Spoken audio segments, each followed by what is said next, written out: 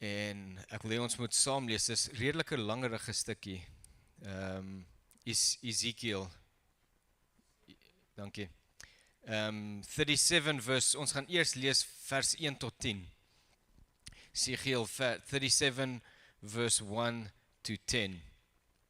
En die opskrif van hierdie gedeelte is Breath of Life in die NIV. Verskillende vertalings het verskillende opskrifte, maar dit kom neer op dieselfde ding. Kom ons lees saam, en ek lees vir julle in die Message, of in die NIV translation, ek dink, ek is nie seker nie. Kom ons kyk wat dit is, ek dink, ja. God grabbed me, God's Spirit took me up and set me down in the middle of an open plain strewn with bones. So dis Ezekiel die profeet wat nou hierso praat, en dis wat die Here met hom gedoen. So die Here het hom gevat. Strewn with bones. He led me around, and among them a lot of bones. So daar's bones, maar daar's baie. Dis nie net min nie. There were bones all over the plain, dry bones bleached by the sun. Hoekom beklemtoon hy dit gedeelte bleached by the sun? Net om te sê, hierdie bones, bene, is al lank daar. Alright, so julle verstaan, as iemand doodgaan, then they decay and that's all that's left is bones. Is mense se bene wat oorbly. En hierdie bene lê al lank daar, so die mense is al lank dood. Vers 3. He said to me, dis God wat met die profeet praat. He said to me, Son of man, can these bones live? Wat sou jy gesê het as die Here vir jou daai vraag gevra het? Can these bones live? I said, Master God, only you know that. He said to me, prophesy over these bones and say, dry bones, listen to the message of God. Nou dit op sy eie is bietjie belaglik, want bones don't have ears, as ons nou net logies moet dink. Maar hy sê dit, dry bones, listen to the message of God. Hoekom sê ek dit? Ek wil hê ons moet dit onthou, dat hy praat met iets wat tegnies nie kan luister nie. Dry bones, listen to the message of God. Verse 5, God, the Master, told the dry bones, watch this. I'm bringing the breath of life to you and you'll come to life. I'll attach sinews to you, put meat on your bones, cover you with skin and breathe life into you. You'll come alive and you'll realize that I am God. Ezekiel replies, I prophesied just as I'd been commanded. As I prophesied, there was a sound and rustling. The bones moved and came together, bone to bone. I kept watching. Sinews formed, then muscles on the bones, then skin stretched over them, but they had no breath in them. He said to me, prophesy to the breath. Prophesy, Son of Man, tell the breath. God the Master says, come from the four winds, come, breath. Breathe on these slain bodies, breathe life. So I prophesied just as he commanded me. The breath entered them and they came alive. They stood up on their feet, a huge army.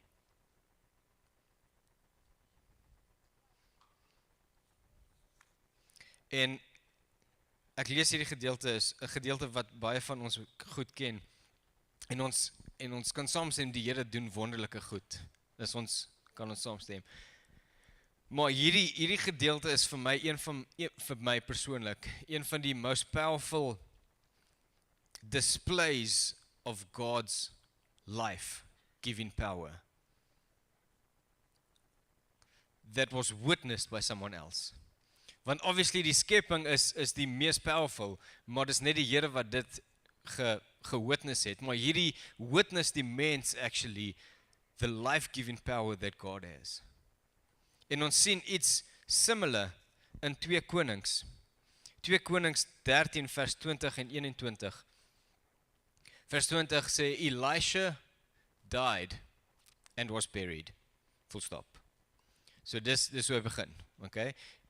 Elisha, wat ook al in Afrikaans is. Hy's dood en hy's begrawe. Now Moabite raiders used to enter the country every spring. Once, while some Israelites were burying a man, suddenly, so raiders is slegte mense. Okay. Mense wat teen Israeliete is ook. Suddenly they saw a band of raiders. So they threw the man's body, so dis nou net 'n gewone man wat hulle wil gaan begrawe, maar nou terwyl hulle op pad is en in die prosesse sien hulle die Moabite raiders en hulle is bang vir hulle en hulle weet nie wat om te doen nie, want dis the enemy. En dan sê hulle, so they threw the man's body into Elisha's tomb. Die dooie mens. When the body touched Elisha's bones, the man came to life and stood up on his feet.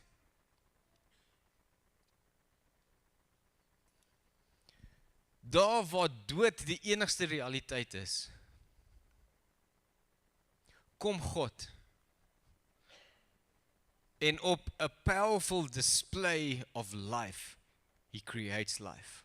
A powerful display of his power, kom God en hy skep lewe.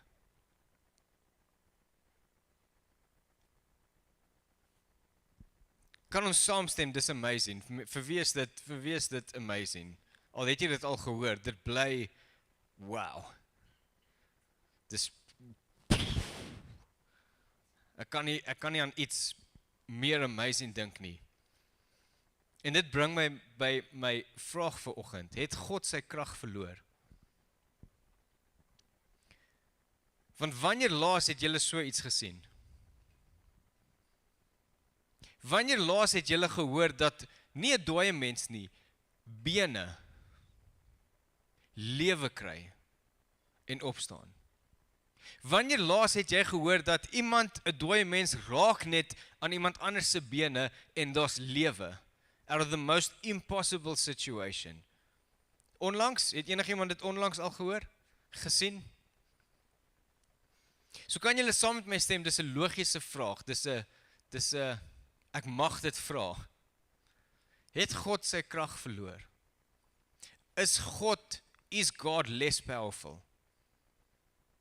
En ons sal baie boodskappe gehoor van hoe die Here van die Ou Testament anders is, in aanhalingstekens, as die Here van die Nuwe Testament, in sy wrath, in sy oordeel, in die dood wat hy bring. En die rede daarvoor, en ons sal baie boodskappe daar gehoor, die rede daarvoor is as gevolg van sy genade en as gevolg van Jesus Christus. Alright? So God's wrath was satisfied in the sacrifice of Jesus Christ. So het God verander? Nee. His wrath was satisfied in Jesus Christ. So daarom is dit nie nodig dat ons dit sal beleef nie. Is julle nog by my? Alright. And his grace makes dat daar nooit weer sulke sacrifice nodig sal wees nie. So sy woede, sy oordeel is satisfied in die offer van Jesus Christus. En deur sy genade is daar nooit weer so offer nodig nie. So dit verduidelik die so-called difference tussen God van die Ou Testament en God van die Nuwe Testament. Maar dit verduidelik die verskil in sy, ek wil sê woede, in sy anger, in dit wat hy, sy oordeelskrag, maak dit sin. Maar nog steeds bly daar 'n vraag, wat van sy life-giving power? What changed? Wat het verander in God se life-giving power?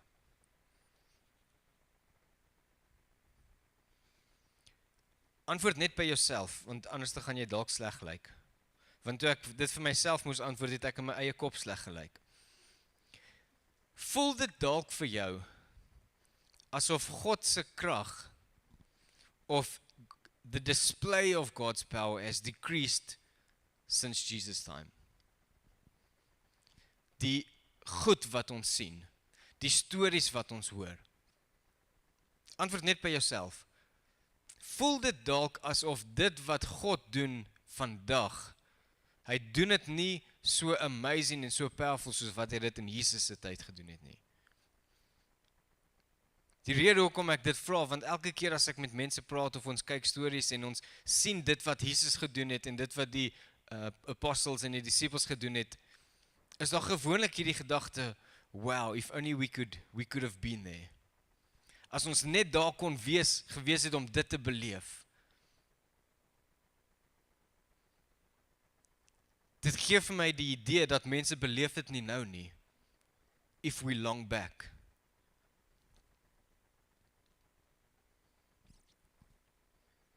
Kom ons kyk wat het gebeur in Jesus tyd. Matteus 8 vers 5 tot 8. When Jesus had entered Capernaum, a centurion came to him, asking for help. Lord, he said, my servant lies at home paralyzed, suffering terribly. Jesus said to him, shall I come and heal him? The centurion replied, Lord, I do not deserve to have you come under my roof, but just say the word and my servant will be healed. En ons lees verder en Jesus sê, he's never found such faith in all of Israel, and his servant was healed. Jesus was nie eers daar gewees nie. Jesus het nie eers soontoe gegaan nie. Jesus het nie hande gaan oplê nie. Jesus het nie gebid nie. Die centurion went, ons gaan later sien presies hoe dit gebeur het, maar Jesus was nie daar nie. En die centurion het verstaan, if Jesus just says the word, there will be life. En dis wat gebeur het. Matteus 9 vers 18, en is weer 'n langere gedeelte, vers 18 tot 24, lees ons twee gedeeltes hierso. Die een gedeelte van die vrou wat aan bloedvloeiing gelei het, en die ander een van die man wie se dogter dood gegaan het, died. Matteus 9 vers 18, en ek gaan dit redelik vinniger lees. Hy sê, while he was saying this, a synagogue leader came and knelt before him and said, my daughter has just died, but come and put your hand over her and she will live. Jesus got up and went with him, and so did his disciples. Just then a woman who had been subjected to bleeding for 12 years came up behind him and touched the edge of his cloak. Die Bybel maak dit baie duidelik. Die ander vertaling sê, touch the seam of his garment. Die Bybel maak dit baie duidelik, it was the smallest of touches. It was the smallest of interactions. Maak die Bybel dit baie duidelik. Hierdie vrou wat vir 12 jaar alles verloor het, alles probeer het, alles gegee het, desperaat was, and touched the edge of his cloak. She said to herself, if I only touch his cloak, I will be healed. Jesus turned and saw her. En dan die ander vertalings, ek weet nie wat se een van die gospels is, die vra Jesus, who touched me, for I felt power go out of me. Jesus turned and saw, take heart, daughter, he said, your faith has healed you, and the woman was healed at that moment. Kan ons saamstem, dis powerful. Maar hy is eintlik op pad ergens anders heen. Dit was nog steeds 'n mission. When Jesus entered the synagogue leader's house and saw the noisy crowd and people playing pipes, he said, go away. The girl is not dead but asleep. But they laughed at him. After the crowd had been put outside, he went in and took the girl by the hand, and she got up.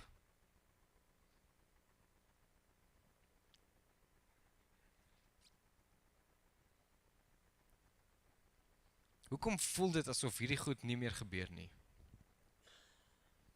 Hoekom voel dit asof ons, why does it feel like we long back om in Jesus se tyd te kan lewe? Ergens moes iets verander het. Iets moes verander het. So of die Here het verander, of iets anders het verander. Nou daar's 'n school of thinking, 'n theology, wat sê dat God in Jesus se tyd was daar baie wonderwerke gewees, en nie meer vandag nie. Hierdie denkwyse, of thought pattern, of whatever, sê dat miracles don't happen anymore. En die rede daarvoor is omdat in Jesus se tyd moes God wonderwerke gedoen het om Jesus se ministry te affirm. So die wonderwerke was nodig om to confirm that Jesus is the Son of God. And now that that has been confirmed, nou dat ons weet Jesus die Christus is dit nie meer nodig vir al hierdie wonderwerke nie, vir al hierdie wonderlike goed te gebeur nie, want dit was nodig vir daai tyd. En dan dieselfde in die Ou Testament het God hierdie wonderlike goed gedoen, want dit was vir die Israeliete se onthaalwe om te kan weet dat hy die ware God is wat hulle gekies het. So dis hoekom, that's why there's a decrease in the show of power. Maar, Jakobus 1 vers 16 tot 17 sê, don't be deceived, my dear brothers and sisters. Every good gift and perfect gift is from above, coming down from the Father of the heavenly lights, who does not change like shifting shadows. Malachi 3 verse 6, praat die Here self deur die profeet, hy sê, I the Lord do not change, so you the descendants of Jacob are not destroyed. So die Here verander nie, God verander nie, so dit kan nie wees dat sy krag en sy need en sy ability to perform has decreased. Want hy verander nie. Kan ons saamstem daarmee? Dis nie die ding wat verander het nie. That's not what changed. So something else has to have changed. Iets anders moes verander het. En ek het altyd gedink, as dit kom by om te sien wat God kan doen en wat God wil doen. Hoekom dit nie gebeur nie, was ek op 'n tyd oortuig gewees dat dit was omdat die mens nie desperate genoeg is om te sien dat die Here beweeg nie. Ek het dit selfs al gepreek. Desperation leads to God's power being shown. Maar in the meantime het ek agtergekom dat die Here doen goed vir mense wat nie desperaat is nie. En selfs in desperation is daar mense vir wie dit nie verander nie. So dan moet ek myself die vraag vra, is it desperation? Is desperation the key? Speel dit 'n rol? Ja, ek dink dit speel 'n rol. Maar dit kan nie meer, ek kan nie sê dat dit is nie. So wat is dit wat verander het? If something else has changed, en ek glo regtig dat something else is ons. Ergens moes iets in ons verander het. En ons het al die laaste hele paar weke gehoor hoe ons 'n rol speel in dit wat gebeur. So wat is dit wat verander het? Wat ek gesien het en wat ek agtergekom het in mense se lewens en selfs my eie lewe op tye, is een ding wat missing is baie keer. Wanneer ons iets van God verwag, of when we want to see the power revealed, wanneer ons hierdie goeie goed wil sien. En ek het dit agtergekom wanneer ek luister hoe mense bid. En daai een ding is boldness. Ek weet nie wat boldness in Afrikaans is nie. Maar boldness. Boldness to proclaim the extraordinary even when it seems insane. Die boldness om te kan sê, dry bones that have been lying here, that have been stained by the sun, live, become an army. Kan julle saamstem, dis bietjie insane om dit te kan sê? En as daar iemand daar was, en hulle hoor wat Ezekiel gesê het, kon hulle dalk gedink het, this guy is nuts.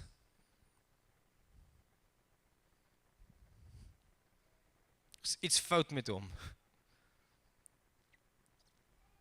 Maar hy het dit gedoen. Hy het boldness gehad om te spreek sodat God kan doen. Daar was nie net 'n expectation gewees nie. Daar was nie net geloof gewees nie. There was a boldness to declare the impossible. En ek dink dis tyd dat ons as Christene weer in daai boldness begin operate. The boldness not to just, nie net om te bid en sê, Here, as U wil, of Here, sal U asseblief, en asseblief, moenie my verkeerd verstaan nie, ek praat nie sleg van sulke tipe gebede nie.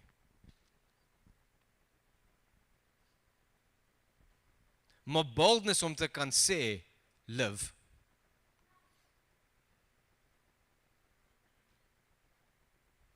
Boldness om lewe in dood in te spreek.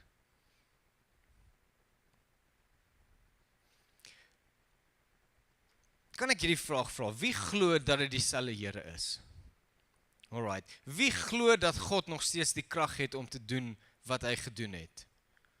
Alright. So there isn't a faith problem. Daar is nie 'n geloofsprobleem nie. Ons glo nie noodwendig verkeerd nie. So daar moet iets anders wees.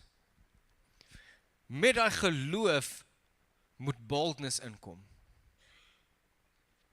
Boldness in die autoriteit wat die Here vir jou gegee het.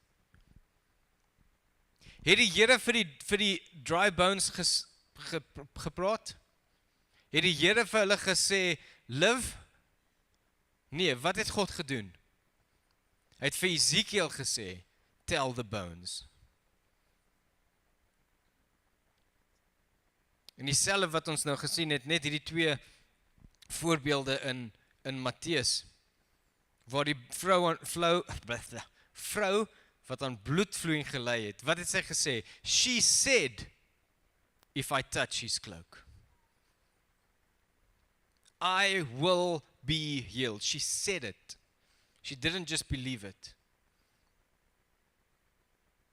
Lukas, daai gedeelte van die centurion, verduidelik Lukas dit bietjie anders. Lukas sê, he was not far from the centurion. Jesus was not far from the house when the centurion sent friends to him. So die centurion was by die huis, by sy slaaf, by sy diensknegt, ja. Servant. So die centurion was by die huis, by die servant, en hy stuur sy vriende uit om Jesus te intercept.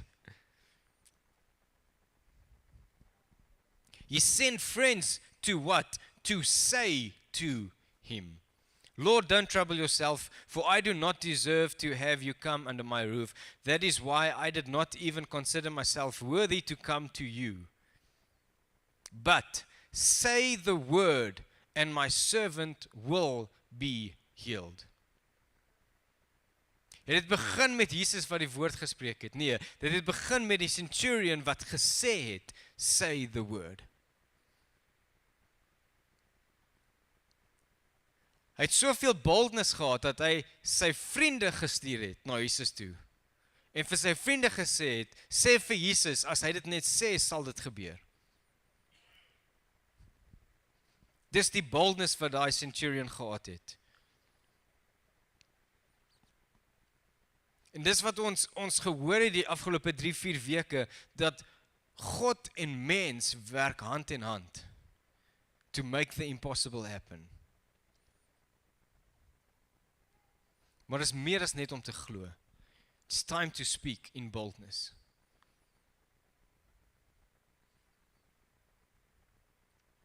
Lukas 6 vers 46 tot 48 praat Jesus van die foolish mens en die wise mens. En hy begin om te sê, why do you call me Lord, Lord, and do not do what I say?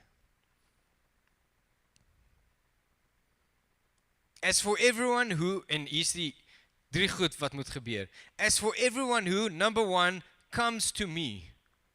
Step 1. As for everyone who comes to me. Step 1. Step 2. And hears my words. Wat het Ezekiel gedoen?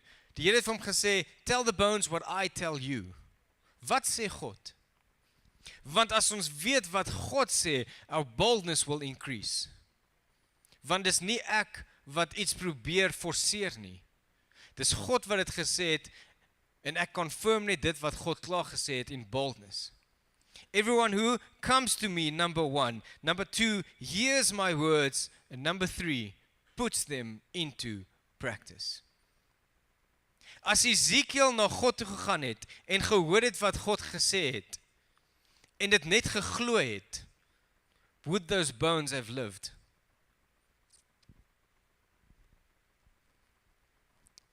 And puts them into practice. I will show you what they are like. They are like a man building a house who dug deep down and laid the foundation on rock. When a flood came, wie is al deur 'n flood in hulle lewe?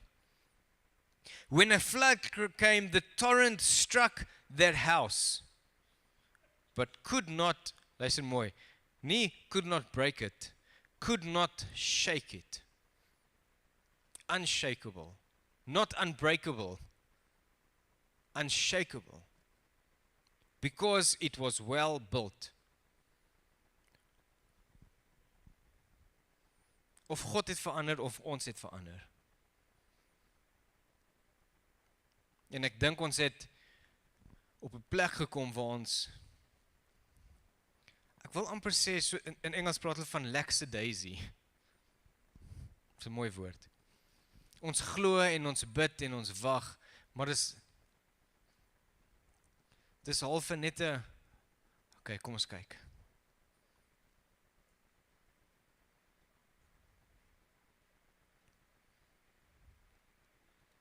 We're missing the boldness to tell the dry bones to live. If I just touch his cloak, I will be healed. Ek sal gesond wees. Jesus, as u net die woord sê, sal hy lewe.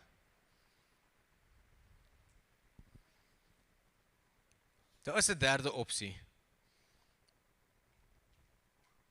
En ek dink die derde opsie val eintlik saam in met die tweede opsie. Of God het verander, of iets anders het verander, of niks het verander nie. En ek dink daar's waarheid in daai niks het verander nie. Want as ons regtig mooi kyk en ons mooi daaroor dink, sal ons weet en agterkom dat God doen nog steeds wonderwerke. God doen nog steeds, he still has displays of his power to bring life. Dis nie daar nie, dis nie wat ek sê nie, ek sê nie dit is nie daar nie. Maar die hartseer ding, is ons is nie so bewus van dit wat God oral doen nie. Hoekom? Want ons is dalk nie net bewus nie, dalk is ons bewus, maar die mensdom het skepties geraak.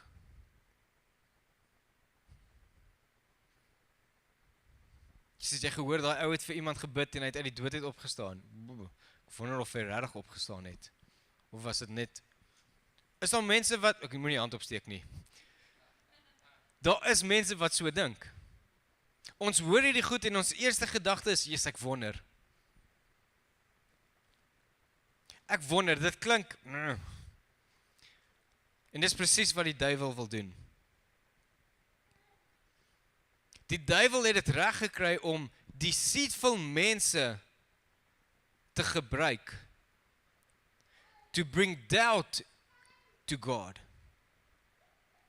Want ja, daar is mense wat the guys, the ruse, hierdie God het dit gedoen en kyk wat God doen God hierso by ons en by my en deur my, en daar is verseker mense wat dit fake en so aan om hulle eie agenda te na te jaag.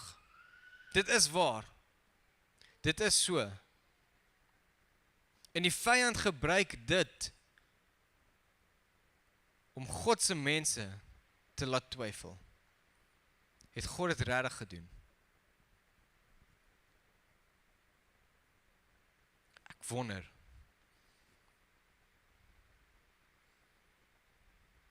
It makes us doubt the legitimacy of all the displays of God's life-bringing power. And it steals our boldness. Dit steel ons boldness om te spreek en te sê, let there be life. I will be healed.